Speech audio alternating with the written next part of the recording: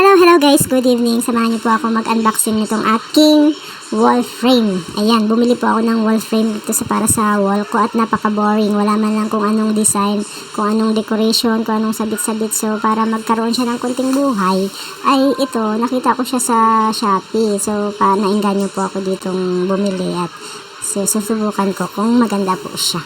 So, ayan na nga, after ng 3 araw na pag-aantay, dumating po siya. So, ayan. At binubuksan na natin ng ano po siya. Ito yung pinakamalaking size niya kasi tatlo po yung pagpipilian. So, kung yung maliit ay hindi, parang muta lang siya dyan sa dingding. So, ayan. Ang pinakamalaki, parang magkano ilan yan? 30 by 60. Oo, 30 by 60. Ito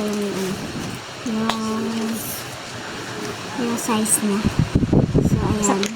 Sumakto naman siya sa wall ko. So, maganda po siya. Marami kang design na pagpipilian. So, yan. Napili ko yung money tree na may deer na nakatanghod sa buwan. So, ayan.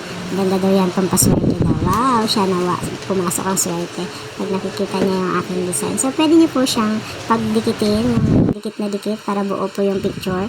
So, ang akin naman, ginawa ko. Medyo naglagay po ako ng pagitan para ma-maximize niya po yung space. So, ayan. Tingin ko maganda naman siya. Nagkaroon ng buhay yung aking wall. So, thank you for watching. Sana nagustuhan niyo rin. Ayan, may buhay na siya. God bless. Bye. Till next time. Follow for more.